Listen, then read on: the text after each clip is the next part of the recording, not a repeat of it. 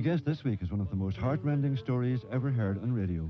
Anne-Marie Harris was married to the former GOC for Northern Ireland, Sir Ian Harris, who retired from the army in 1969. He died last year. Lady Harris was born in France, and that was where she met her husband during the Second World War. Her recollections are superb, and I'm delighted that she is my guest tonight. I'm Bobby Hanvey, the Rambling Man, the man with the sore feet. And as always, you're very welcome to the programme, man. And so why wouldn't you be?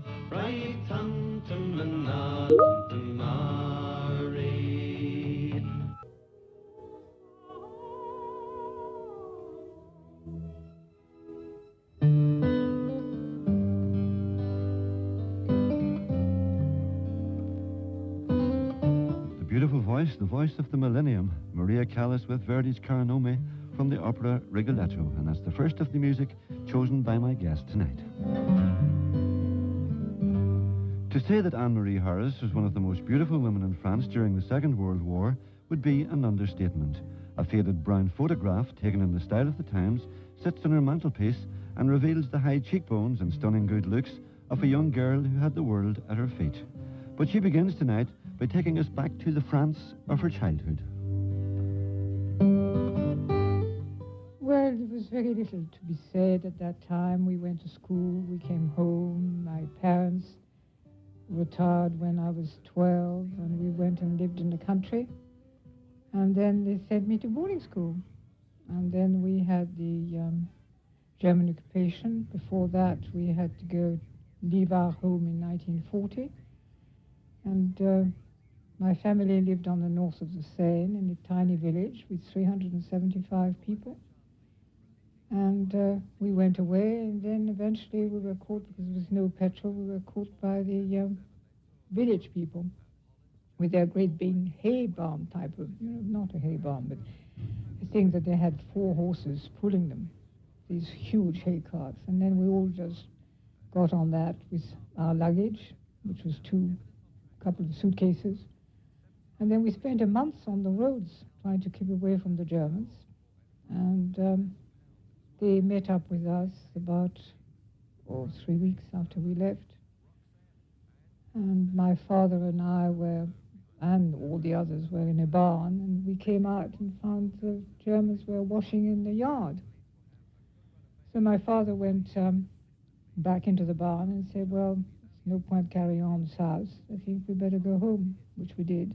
And we turned round and went back home to find that, of course, the house was occupied, and the desolation in the house was, everything was torn to bits. The thing they couldn't take away, like this mirror they shot at.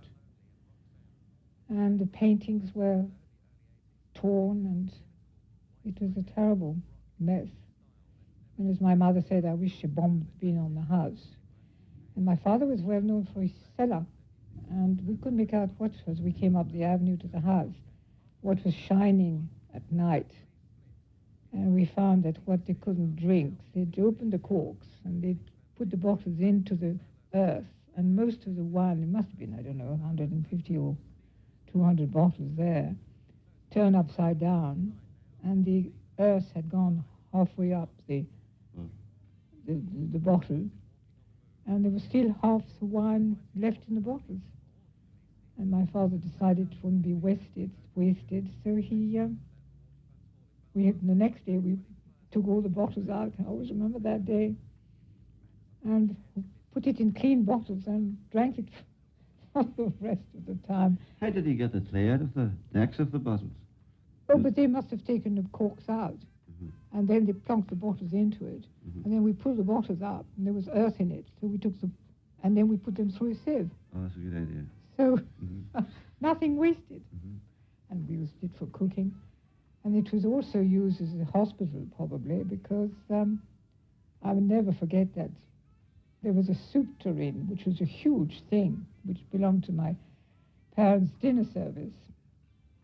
And they must have used it as chamber pots. And my mother said, I can't bear this, I'm going to throw it away. And I said, you can't, it belongs to the service.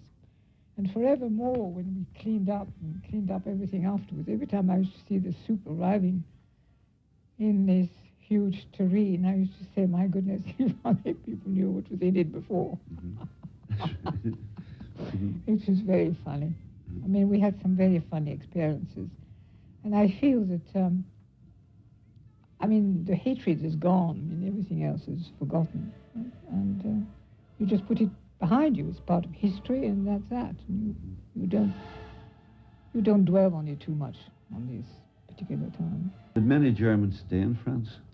Yes, a lot. And this is the reason. See, I left school in 1942, and then my parents decided between themselves that as the Germans were in the house, from time to time, it was better for me to be in Paris. Because although there were many more Germans in Paris, they decided it was much better for me to be out of the country. You were too good looking for a start? Oh, I don't think so. I think, there were lots of other people about same age, pretty young girls.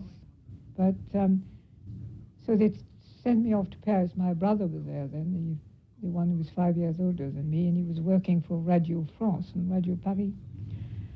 And so I lived with him while I was studying stenotypy, which we've got another name for it. A stenographer? That's right. Just shows you how good my French is. Very good. Anyway, I studied that because I love playing the piano. And anybody who knows this stenography, they can tell by it's the same type of touches that they have.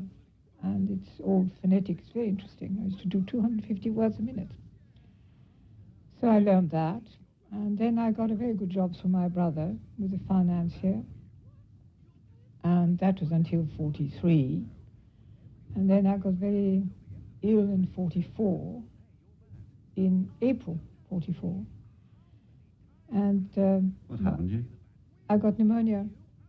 And then we were terribly underfed. We had nothing to eat. And so he decided that I should go home. And he was getting a bit hot under the collar about the Germans. The Gestapo was chasing him. So he went off to Portugal. And he closed the office. And then I went home. And that's where I met my husband. That's a very romantic story.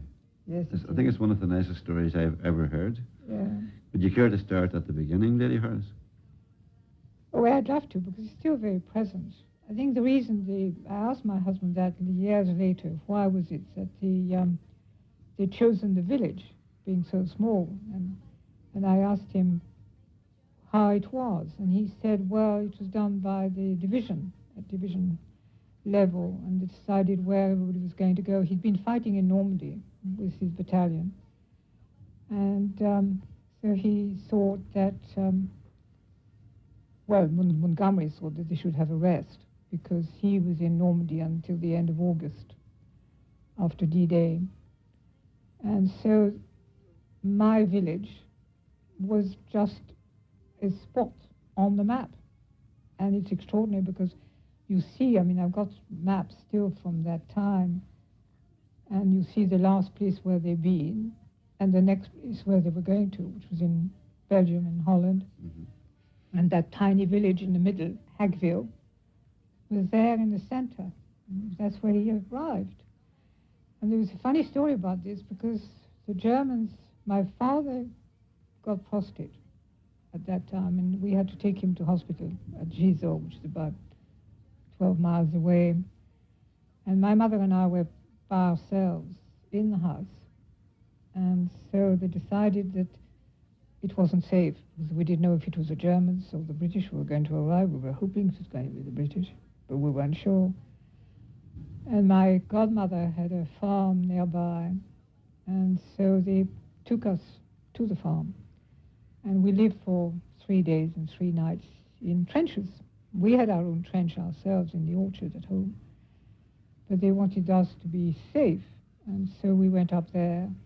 And before we went, because my mother and father had lost everything, we put what remained of what we had in the house in a cabin trunk, and we dug up a hole amongst the raspberry bushes in the orchard, and we buried the trunk.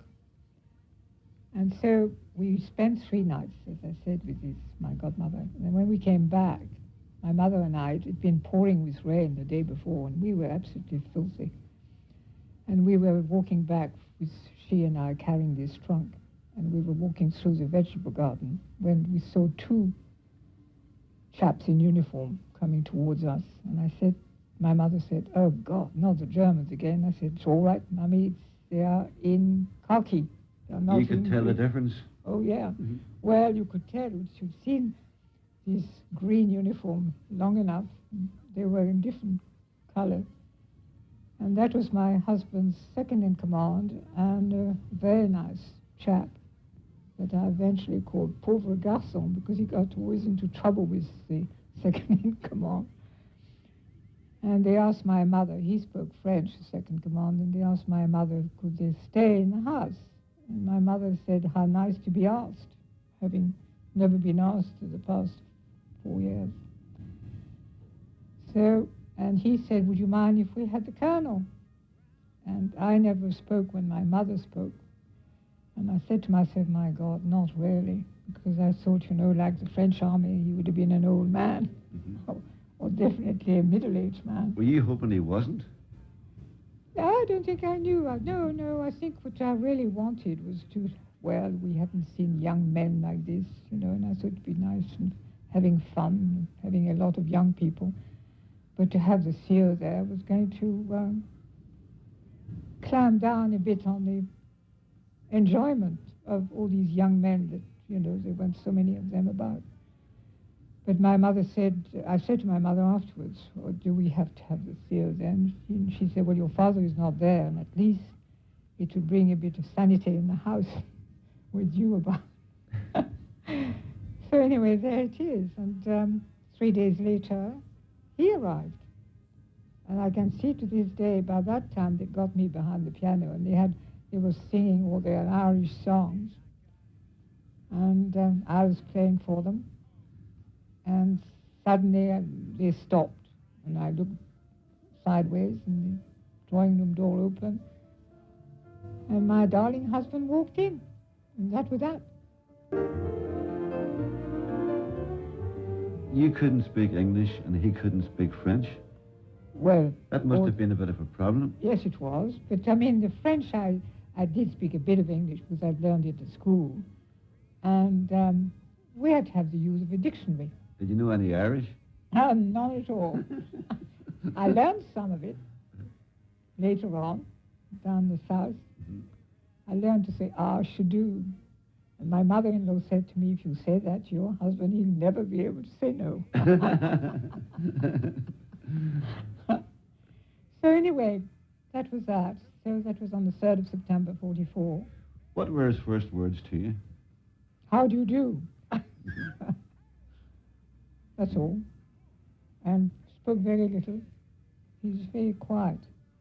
And how long did it take you, Lady Harris, to realize that there was some future in this relationship? Well, as far as I was concerned, it was immediate. I just had one look and I was gone. But I thought because of his looks that he probably very likely would have been married. And that's one thing I would never do, is to go out or make eyes to a married man. So I decided I was going to pack up and be ready to go back to Paris, because I felt that the way I felt towards him, it was no good to stay there. And then next morning, fortunately, he had a wonderful batman called Jonty, who comes from Belfast, who he was very, very fond of. And with a dictionary, I asked Jonty, has the Colonel family? And he said, yes. Irish? Yes. Children? No, not married. Mariage? No. So I unpacked my bag and stayed at home. And then on the 9th of September, I'm wrong. 9th of September, we had a wonderful photograph taken, which is that one. And then on the 12th, he asked me to marry him. And I said yes. And was it long till you tied the knot? We got married on the 6th of January, and he left the house on the 16th of September. And I only saw him on 2 other occasions for a weekend. And then he came back because Monty heard of what was going on, and I don't think he approved of it. He didn't like one of his officers marrying an alien, but he sent my husband to Burma. I think he sent it there because he felt that he needed a rest after his long Normandy campaign. But then Tommy took the opportunity of coming back and managed to get my parents to agree, reluctantly, to their young daughter to get married. But they did eventually. And we got married on the 6th of January. Then he went away on the 9th. Then he came back for another 3 days. And then he went off for 18 months. Then I went to visit his family, because they were very because I'm a Catholic and he's a Protestant.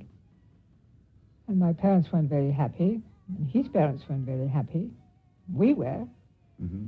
And so, because he went away, he said, wait until I get back to meet my family, because they were very anti.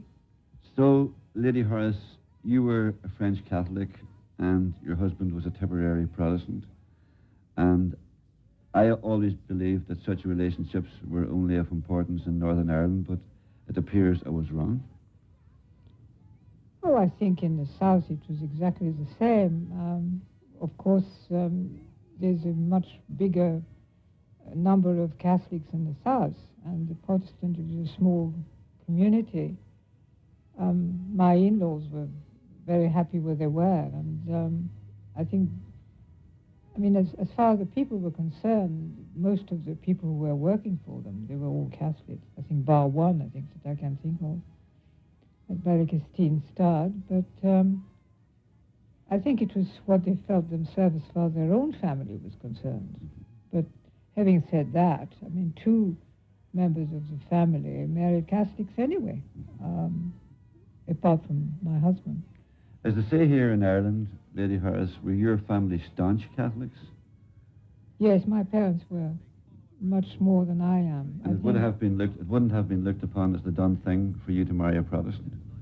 Absolutely. Mm-hmm.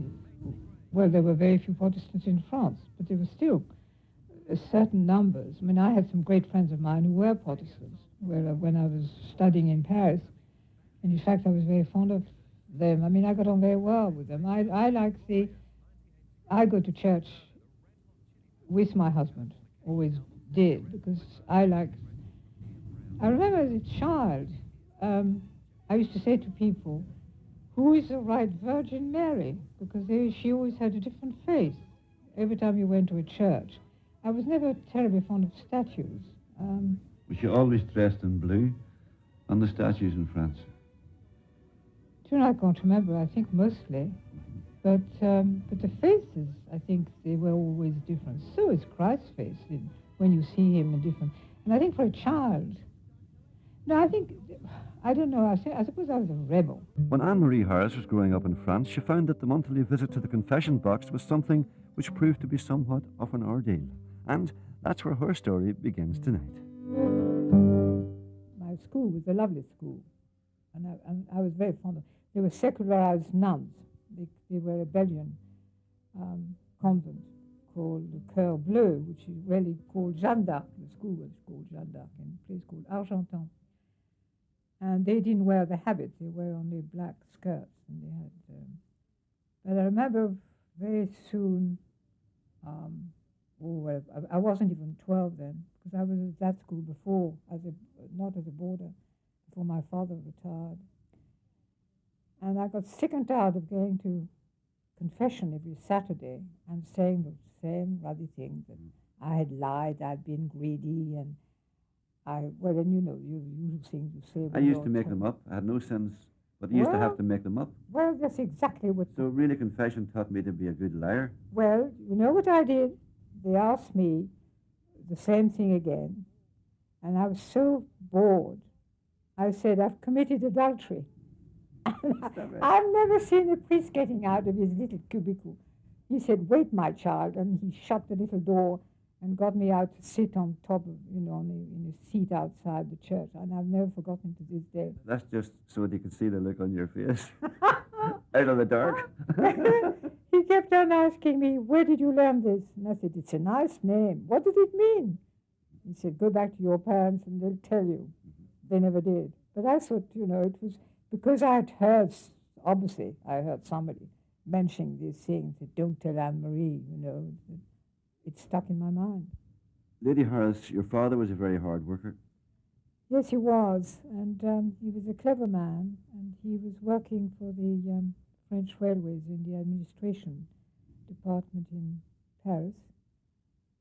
And but there was a funny thing which happened when, in 1936, I think it was, we were going down to stay with my aunt and uncle in Nice, and we were traveling. He was traveling first class because of his job.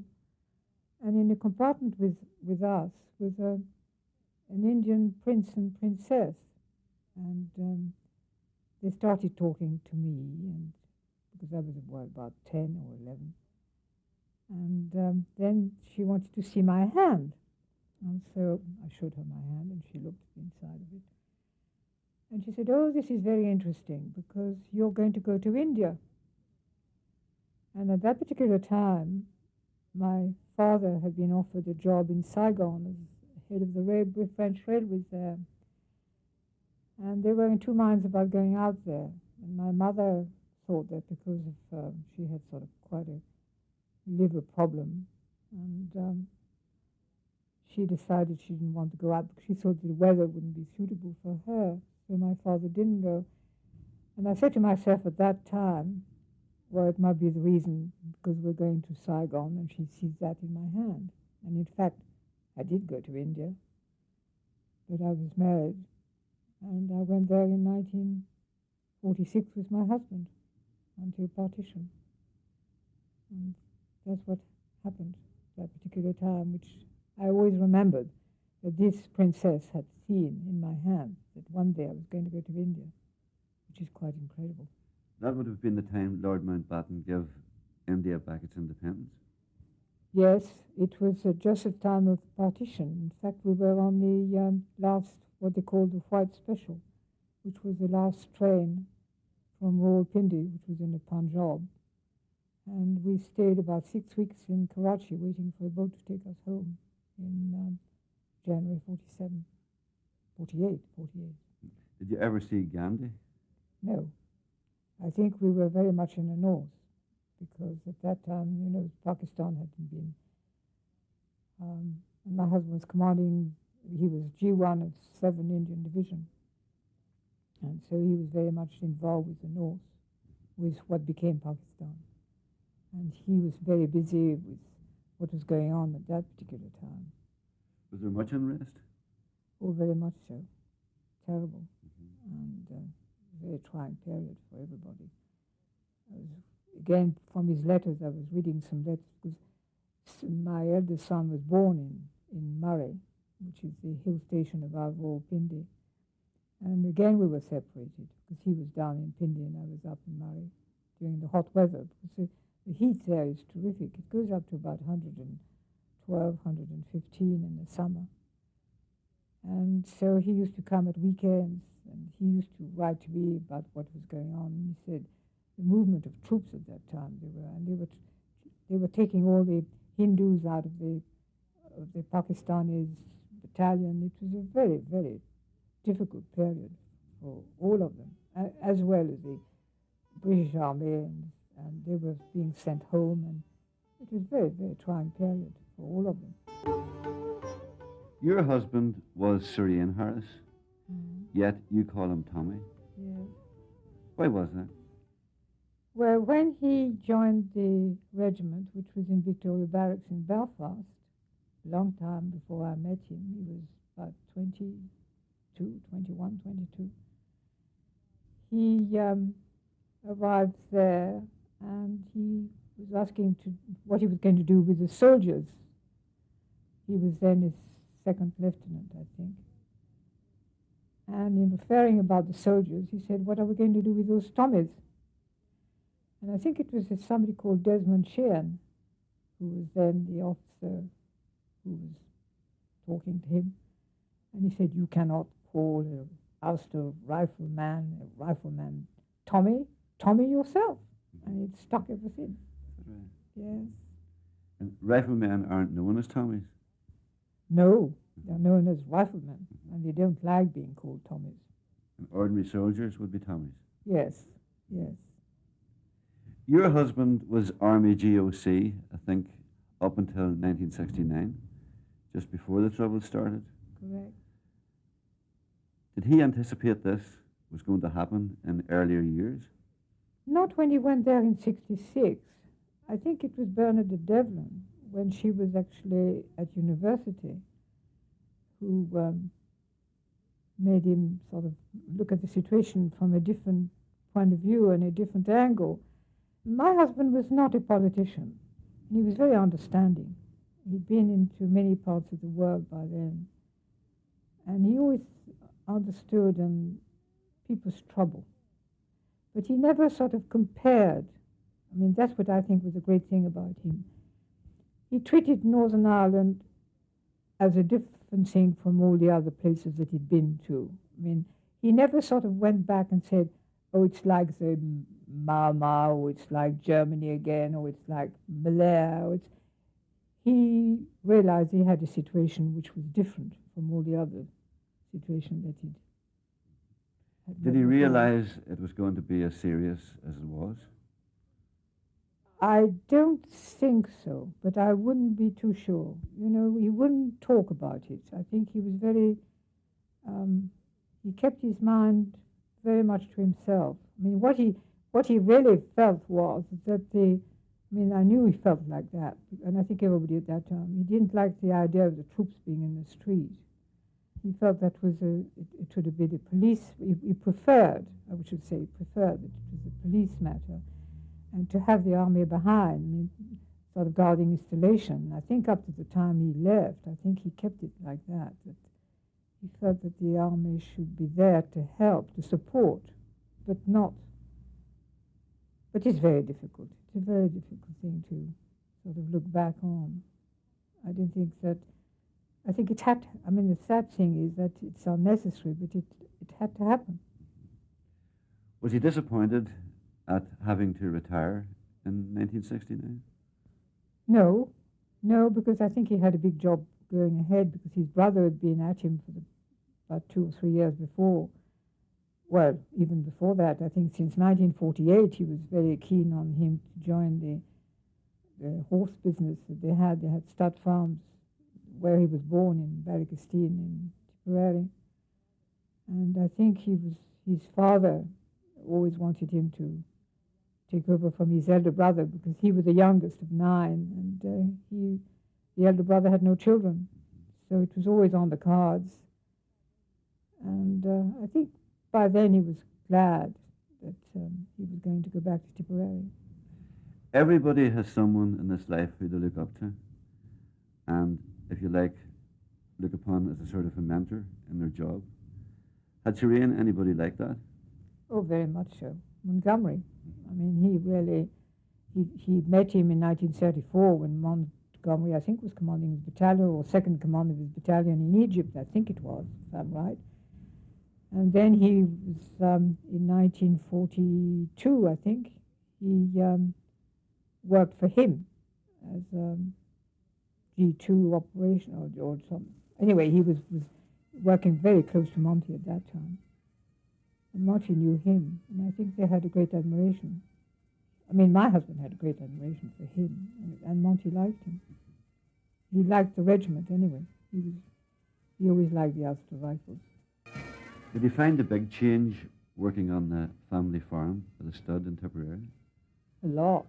Did it take him long to get used to it? Well, it was most unfortunate, because when he went down there in 1969, his brother died in 70. And he really, because it was a huge, they had 700 acres, an enormous amount of horses, and 3 stud farms. being what he was. Well, he was a great horseman, and he played polo, and great gentleman rider. He won a lot of races abroad, and no, I think he was right for the job, but I think he couldn't have been there at a worse time because everything changed at that particular time, and it was difficult, very difficult for him. And I tried to help as much as I could, but I didn't know much about horses. But you learn by experience, and we did. Did you find big changes?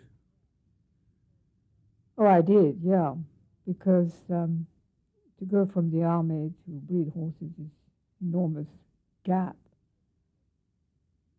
And I suppose you said to yourself, my travelling days are over? No, because we travelled a lot. I mean, the fact that we were always going backwards and forwards to England, and we got a small place in France that we used to go to. Although we were working, 24 hours a day and 360 days a year, because with animals you can't leave them, so you have to look after them. Although we did have staff of 32. That was a very interesting thing, because when we were down there, my husband quite rightly met all the men. We had 32 of them, as I said, and he didn't want to push his rank down their throats. And so he got them all together, and he said, look, you can call me General, you can call me Syrian, or you can call me Mr. And they all chose to call him General. And they used to I love the way they say it. They say General. They don't say General. And they always called him that. And it's quite interesting to see, that they were proud to have him. I think that's a common practice in Ireland, because I've known old Major Brownlow, and to the day he died, the locals fondly called him the Major. That's right.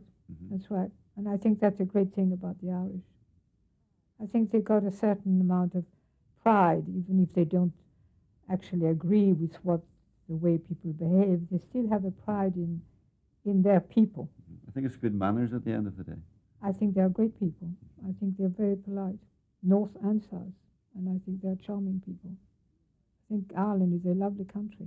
You were married for 54 years. Yes. And during those 54 years, you moved house 55 times. That's right. Was that not a bit of a bother?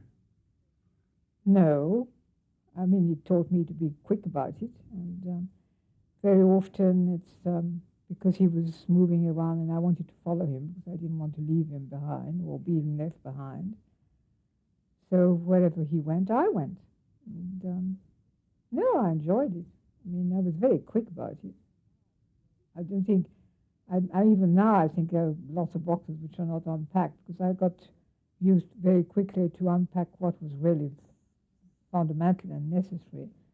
And then the rest stayed in boxes until it was necessary to unpack them. You have a very funny story, Lady Harris, which would be topical at the moment.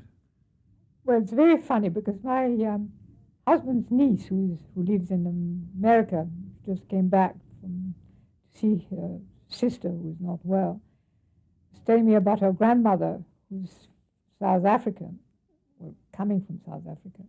And she didn't get on with her husband, actually left him. And she said to her granddaughter, if my husband is in heaven, I don't want to go there. Very good. There'll be a lot of people taking up that slogan tonight. I thought it was a lovely story. You don't know what you've started. And what plans have you got for the future? Well, my husband was chairman of the British Support Committee to the Memorial of Caen. And they very kindly asked me to carry on. I was a bit dubious at the time because I think I told you at lunch that I prefer to be the woman behind the man rather than being in front myself. That's because I'm born in August. I'm a Virgo. So I said I would carry on provided I had somebody, senior person, who would be president. And we have an admiral who is on the committee, Admiral Cassidy, who actually does come from the north, but he's now living in England, and he has agreed. And so I agreed to, he said he he'd take the job if he didn't have anything to do. So I said, I'll do the work, and as long as I've got him as a figurehead, which he has agreed to do until the work is concluded. So we hope the garden is going to be open in year 2002. But I'm very pleased because Northern Ireland has been absolutely marvellous, and the South have helped to raise funds, and I got tremendous help from the City Hall in Belfast. And all the local communities have been absolutely splendid. And I do want them to take a very prominent position in when we get the garden open. We are very much, we hope that the members of the royal family will be there to open it. So it will be a great thing for us. Well, Lady Harris, I'd like to thank you very much for coming on to Downtown Radio, and thank you for the lovely dinner and the great hospitality. And I hope you have many more years of health and happiness. Thank you. Well, thank you very much. I'm pleased that you thought it was necessary to talk to me, and I've enjoyed meeting you and your friend, and I hope we'll meet again.